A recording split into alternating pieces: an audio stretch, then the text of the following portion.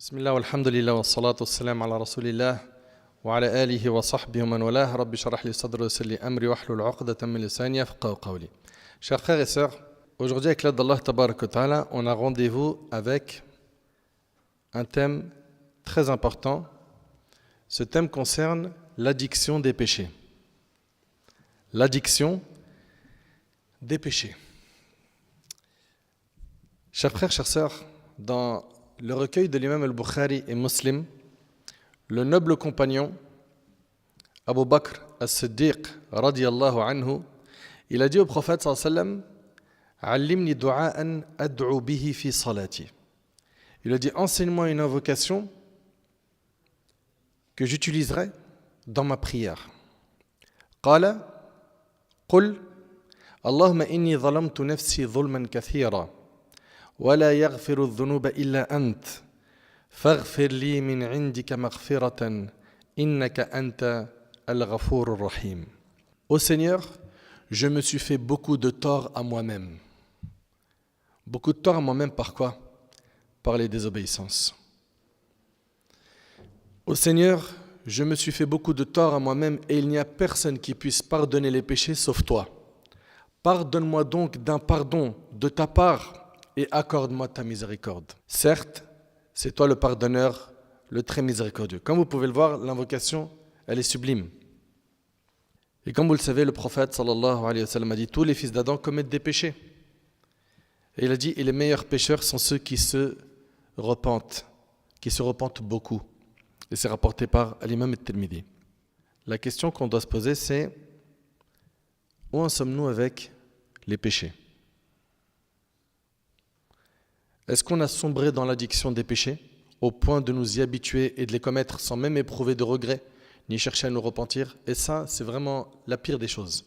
C'est que tu en arrives à un stade où tu fais les péchés, tu les répètes et il n'y a aucun regret, aucune envie de repentir qui naît dans ton cœur. C'est terrible.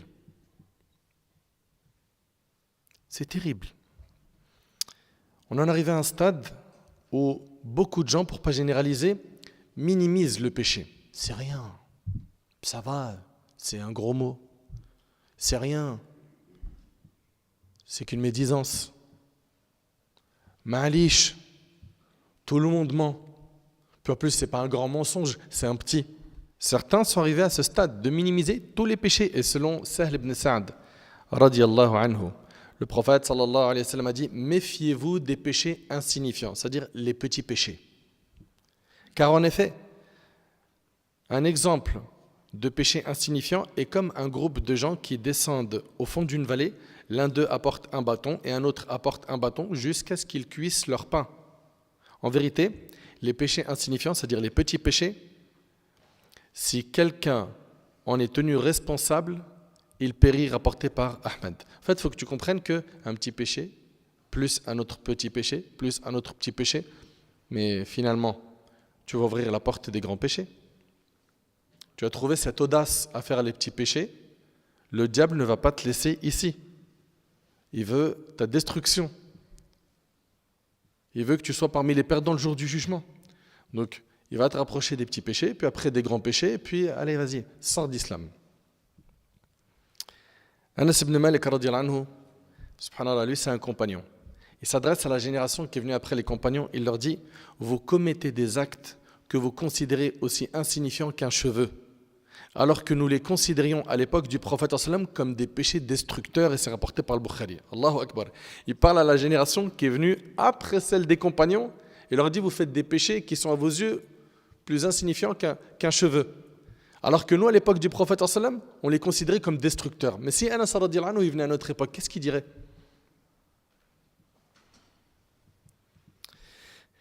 Et sachez une chose, c'est que l'addiction au péché a de multiples effets néfastes, parmi lesquels, et je veux que vous enregistrez bien ce qui va être dit, car on va citer énormément de points importants. L'addiction au péché a de multiples effets néfastes, parmi lesquels, et je vous demande d'enregistrer. 1.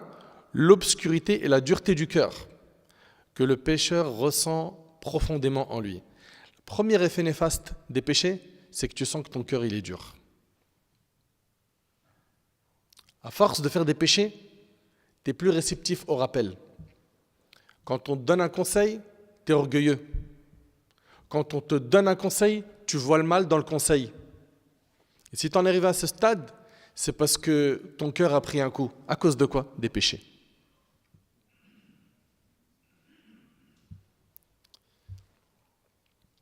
L'obscurité et la dureté du cœur. Allahu Akbar, qu'Allah nous en préserve. Ça, je veux que tu l'enregistres, mon frère, ma sœur, enregistre ce point. Premier effet néfaste des péchés, c'est qu'il rend le cœur dur, sombre. Il ne voit que le mal. Il n'apprécie pas l'obéissance. Il s'en écarte. 2. Parmi les conséquences de l'addiction au péché, il y a le fait que les désobéissances s'entraînent les unes les autres et qu'un péché en appelle un autre. Un péché, ça agit comme une drogue. Tu as essayé la première fois, tu as besoin de la deuxième fois, puis la troisième, et tu ne peux plus t'en passer. Et ça, c'est quelque chose de terrible, jusqu'à ce que le serviteur d'Allah en arrive à un stade où il n'apaise son cœur que lorsqu'il met Allah en colère. Wallah, c'est terrible. Et il y a une chose qu'on oublie aussi, c'est qu'Allah tabaraka ta'ala, il nous a interdit de suivre les pas de Satan. Oui ou non? Allah ta'ala il dit Ya ayyuhalladhina amanu la tattabi'u khutuwati shaytan. Ô vous qui croyez, ne suivez pas les traces de Satan. Mais ce que tu oublies, c'est quoi? C'est que les péchés sont justement les traces de Satan, c'est les pas de Satan. Donc toi, quand tu es en train de faire des péchés, tu es en train de suivre les pas du diable. Chose qui nous a été interdite. Chose interdite dans notre religion. Donc on a dit que premier effet néfaste des péchés, c'est l'obscurité, le durcissement du cœur. 2, c'est que ça agit comme une drogue. Un péché en amène un autre. Parmi les conséquences de l'addiction au péché, il y a aussi le fait de s'y habituer, au point qu'il devienne une routine. Il a l'habitude de regarder des images pornographiques. Il a l'habitude d'écouter des insultes, des gros mots, des médisances, des clips orduriers. C'est sa routine. Il s'est habitué. Il s'est habitué à faire de l'argent sale. Tu lui dis, mon frère, c'est haram. Tu dis, qu'est-ce que tu veux que je fasse, mon frère? Ça y est, je suis ancré dedans. Ibn al-Qayyim, rahimallah, dit à ce sujet, il arrive que de nombreux pervers commettent le péché sans même en ressentir de plaisir. C'est-à-dire, c'est même pas il le fait par kiff, ni y être poussé par un désir, mais simplement en raison de la douleur qu'il éprouve à s'en abstenir. C'est juste que c'est pour lui trop dur de lâcher le péché. Est-ce que c'est impossible de lâcher le péché? Non. Et on va voir, Inch'Allah, à la fin les solutions. Donc, on résume. Parmi les effets néfastes du péché, 1, la dureté du cœur, son obscurcissement. 2, un péché en amène un autre, ça agit comme une drogue. 3, c'est qu'à la fin, ça devient une routine chez une personne. Parmi les conséquences néfastes de l'addiction au péché, il y a le fait que le serviteur minimise la gravité de sa désobéissance envers son Seigneur et la considère comme insignifiante. Et ça, c'est un signe très dangereux. C'est-à-dire que pour lui, c'est rien, alors que c'est grave. Et comme nous enseignaient les pieux prédécesseurs, ne regarde pas la petitesse du péché, mais regarde l'immensité de celui que tu es en train de désobéir. Il s'agit d'Allah, le créateur de l'univers, Al-Malik, le roi, Azza wa Jal. Mais comme Allah Ta'ala il dit, وَمَا قَدَرُ اللَّهَ حَقَّ قَدْرِهِ. Ils n'ont pas estimé Allah à sa juste valeur. Ils vont avoir peur lorsqu'ils vont avoir une inspection de travail. Ils vont avoir peur quand ils vont se retrouver d'un coup avoir un radar alors qu'ils respectent la limitation de vitesse. Il va avoir peur quand il va voir des véhicules de police sur un rond-point alors qu'il a la ceinture, tout est en règle dans sa voiture. Il va avoir peur quand il va consulter le médecin et que le médecin il revient très silencieux. Et ta peur d'Allah, elle est où?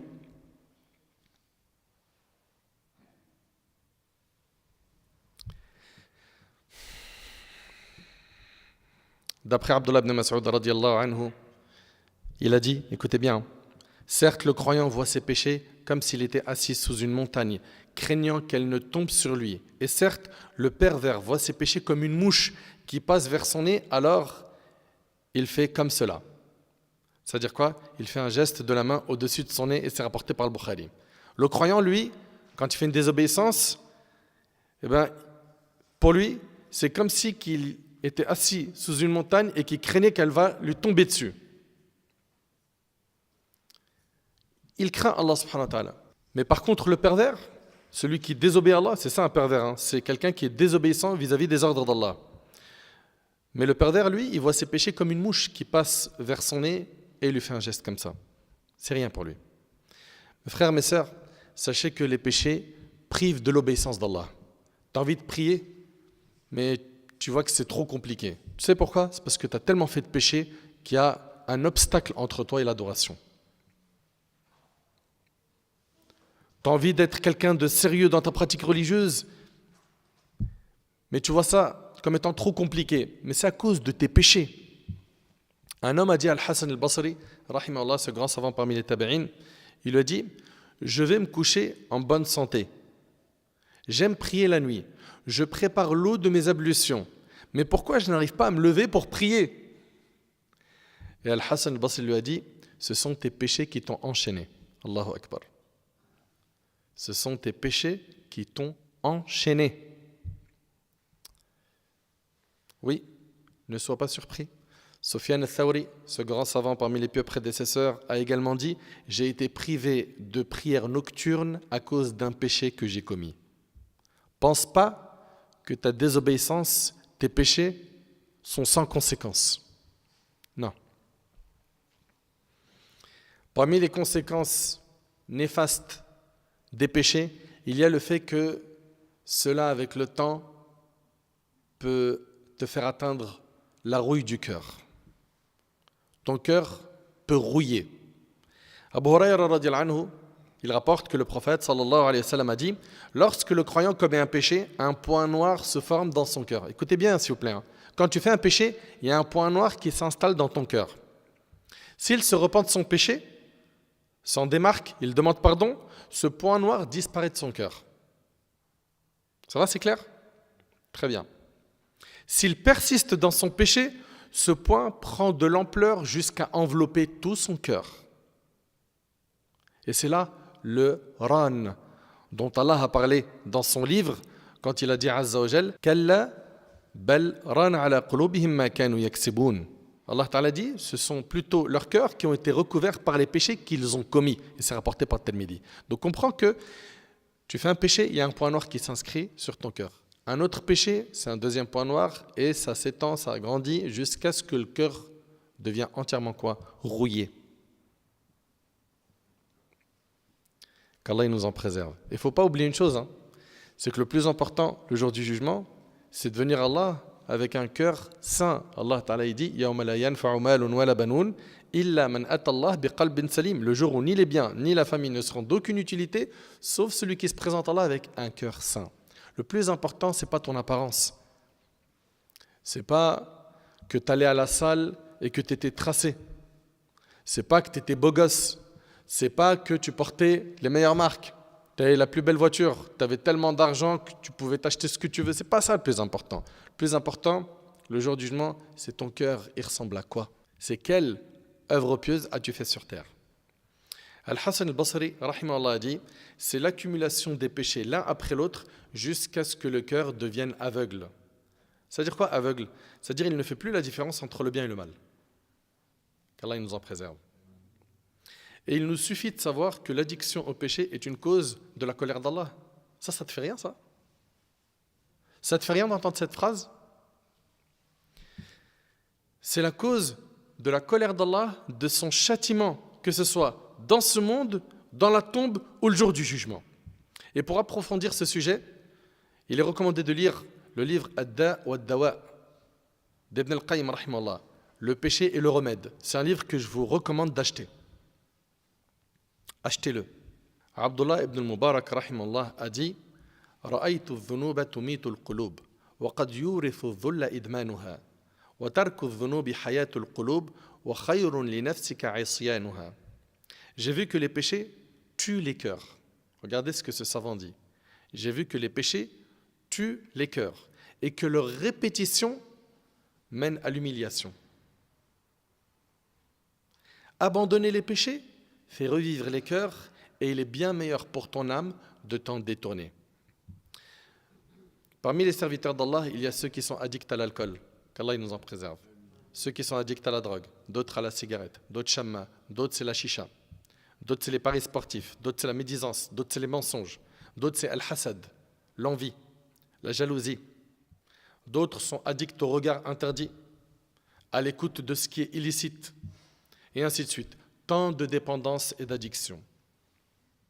Après le péché, nous avons une manière d'agir qui est différente. Certains vont regretter immédiatement, d'autres vont mettre du temps à regretter, d'autres vont absolument pas regretter, hélas. Et ce qu'il faut en fait, c'est qu'on se remette en question. Qu'on se remette en question car ces péchés-là sont destructeurs et il faut comprendre que le diable, la seule chose qu'il veut de nous, c'est notre perte. Il faut qu'on médite sur les nombreux bienfaits d'Allah subhanahu wa ta'ala sur nous. Comment subhanallah, avec tous les bienfaits qu'Allah t'accorde, tu peux te retrouver toi à multiplier les désobéissances et à ne pas faire preuve de gratitude, de reconnaissance envers le Seigneur Jalla fi'ala. Et la reconnaissance envers Allah se fait par le cœur, en reconnaissant que les bienfaits viennent de lui, par la langue, en le remerciant, et par les membres du corps, en te mettant à pratiquer comme il faut, en adorant Allah subhanahu wa ta'ala comme il le faut. Allah nous relate les invocations suivantes dans le Coran. Rabbana zalamna anfusana wa in lam taghfir lana wa tarhamna lanakunanna minal khasirin. Seigneur, nous nous sommes causés du tort. Si tu ne nous pardonnes pas et ne nous fais pas miséricorde, nous serons perdus. Également, Rabbana innana amanna faghfir lana dhunubana wa qina adhaban nar. Seigneur, nous croyons, pardonne-nous nos péchés et protège-nous du châtiment du feu. Et l'invocation suivante, Rabbighfir warham wa anta khayrur rahimin. Seigneur, pardonne-nous et fais-nous miséricorde, tu es le meilleur des miséricordieux. Et il ne fait aucun doute que renoncer à un péché dans lequel on s'est enfoncé, on est tombé dedans comme un sable mouvant, est une épreuve difficile. Ça, je ne dis pas que c'est facile. Vous me suivez ? Il ne fait aucun doute que sortir d'un péché dans lequel on est ancré, c'est une épreuve difficile. Cependant, rappelons-nous que le paradis est entouré d'obstacles et que l'enfer est entouré de tentations. Rappelez-vous ça, s'il vous plaît. Que le paradis est entouré d'obstacles. Tu veux le paradis ? Il y a des obstacles. L'enfer, il y a plein de tentations autour. Toi qui te demandes comment faire pour se détacher des addictions, eh bien, je vais vous citer ici plusieurs points. J'aimerais que ce soit appris et surtout transmis. Vous avez probablement des faiblesses face à des péchés ou des gens dans votre entourage qui sont addicts à des péchés. Eh bien, la première des choses, toi qui veux te détacher de ces addictions, invoque Allah. Invoque Allah. Demande-lui, subhanahu wa ta'ala, de te guider, de t'accorder un repentir sincère. Demande-lui de te guider car le péché, c'est une désobéissance, un égarement. Et dans l'invocation, choisis les moments propices pour invoquer Allah subhanahu wa ta'ala. Dans le hadith d'Abi Dharr qui est rapporté par Muslim, le prophète sallallahu alayhi wa sallam a dit qu'Allah subhanahu wa ta'ala a dit: ô vous mes serviteurs, vous êtes tous dans l'égarement, sauf ceux que j'ai guidés, demandez-moi la guidée, je vous l'accorderai. Donc la guidée, elle se demande. Pense pas qu'elle va tomber du ciel. Tu parles à certains, tu leur dis: mais pourquoi tu pries pas? Il dit: non, t'inquiète, Inch'Allah, Rabbi Yahdi. Un jour, Allah il va me guider. Et ils pensent comme ça que sans faire d'effort, les choses vont changer. Pour que ça change, il faut que tu te prennes en main, il faut que tu fasses les causes. Ça va démarrer par cette volonté de changer qui va te pousser à faire dua, les invocations. Également, toi qui veux te détacher des péchés, il faut que tu apprennes à augmenter ta foi. Plus tu vas augmenter ta foi, plus tu auras une facilité à te détacher des péchés.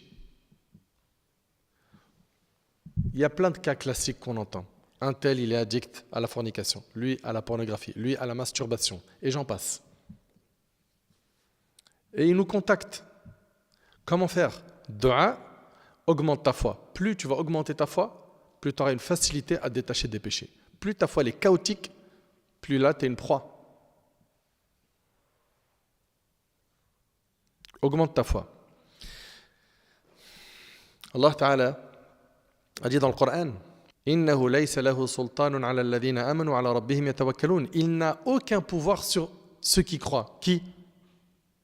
Shaitan, le diable. Il n'a aucun pouvoir sur ceux qui croient et qui placent leur confiance en leur Seigneur. Donc il faut bien comprendre que les pieux qui sont forts, le diable, il n'arrive pas à les détourner.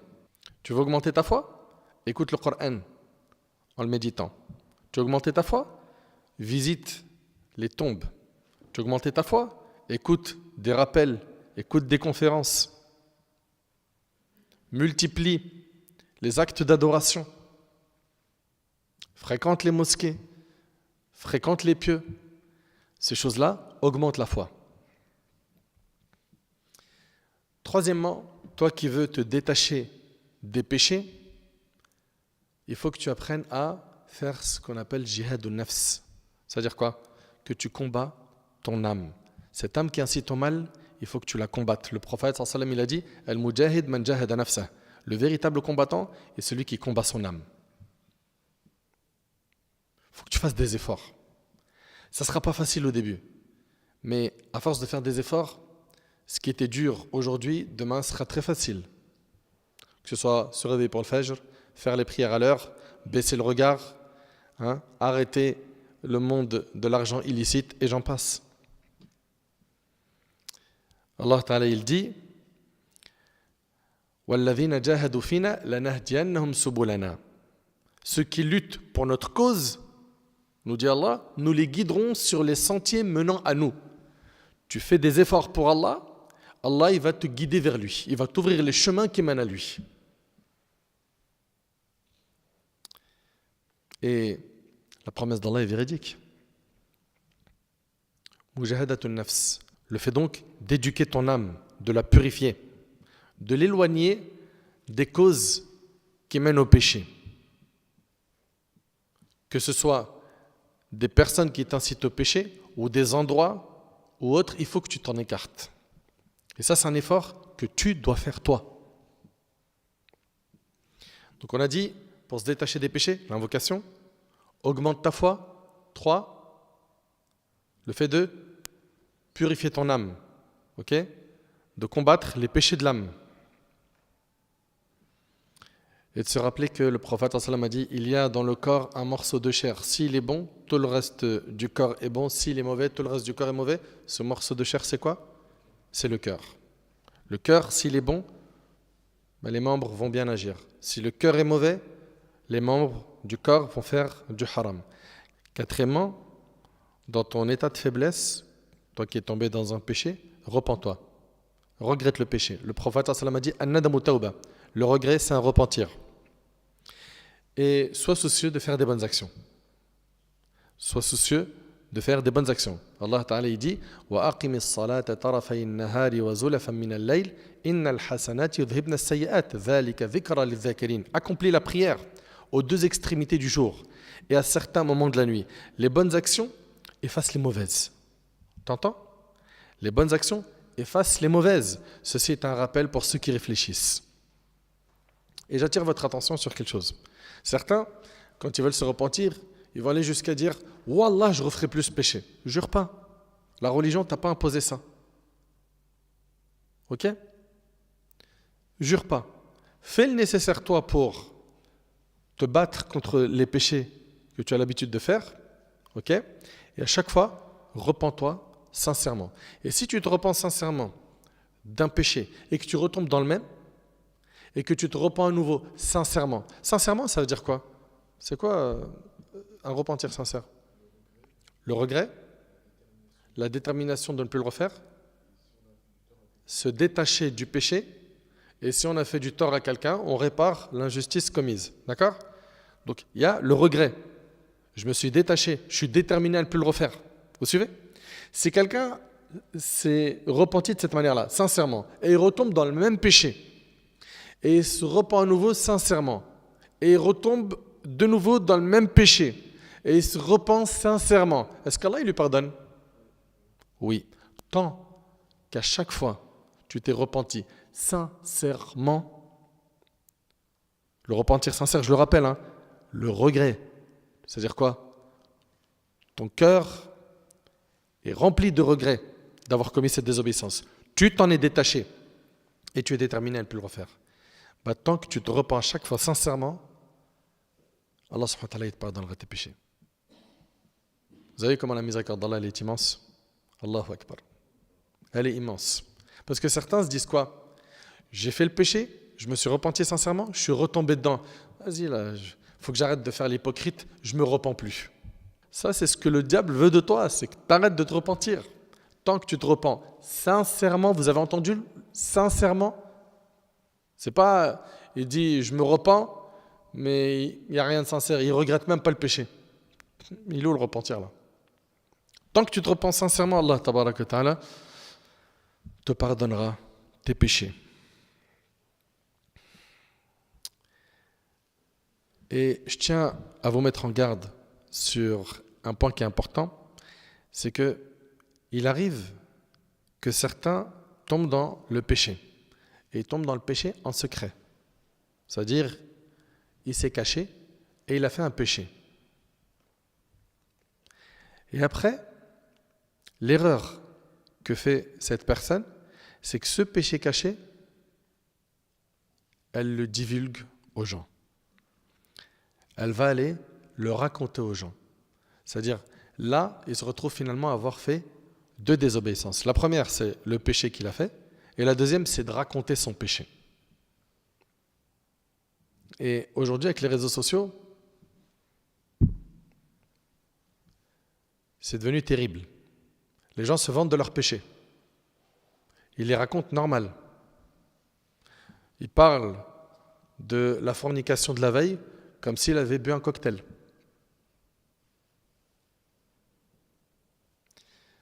C'est pas normal. Ce n'est pas normal. Abu Huraira radhiyallahu anhu a entendu le messager d'Allah sallallahu alayhi wa sallam dire: tous les membres de ma communauté seront pardonnés à l'exception de ceux qui divulguent leurs péchés. Allahu Akbar. Vous entendez? Mais ces gens-là, ils ne veulent pas qu'Allah leur pardonne?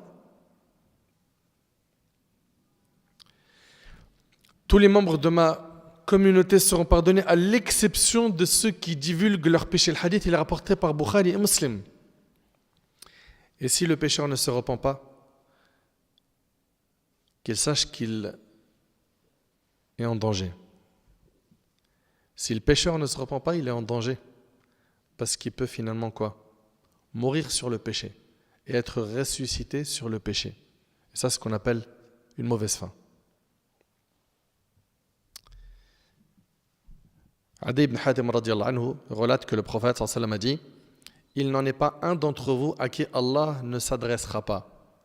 Et il n'y aura alors aucun intermédiaire entre son Seigneur et lui. C'est-à-dire que chacun d'entre nous va avoir un dialogue direct avec Allah. Quand? Le jour du jugement. Tous. Le hadith il est rapporté par Bukhari Muslim. Il n'en est pas un d'entre vous à qui Allah ne s'adressera pas, et il n'y aura alors aucun intermédiaire entre son Seigneur et lui. L'homme regardera à sa droite et ne verra que ce qu'il a accompli, ses œuvres. Il regardera à sa gauche et il ne verra que ce qu'il a accompli. Pareil, il regardera devant lui et ne verra que l'enfer face à son visage. Craignez donc l'enfer, ne serait-ce qu'avec une demi-date. Une demi-date que tu donnes en aumône peut te sauver de l'enfer. Et celui qui ne trouve rien, que ce soit avec une bonne parole. Subhanallah. La bonne parole, c'est une sadaqa. Tu es récompensé par la bonne parole. Chers frères, chères sœurs, je rappelle les solutions avant de clôturer. Toi qui t'es retrouvé à ne plus pouvoir te détacher de certains péchés, invoque Allah subhanahu wa ta'ala. Prends-toi en main sérieusement et invoque Allah. Et garde en tête qu'Allah tabaraka ta'ala est capable de tout. C'est lui qui guide subhanahu wa ta'ala. Allah ta'ala a guidé dans l'histoire des hommes qui étaient très hostiles à l'islam. Et après, ils sont devenus des grands compagnons du prophète. 2. Augmente ta foi.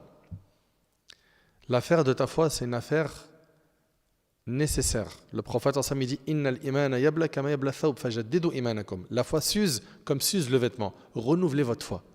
La foi s'use comme s'use le vêtement. Renouvelez votre foi.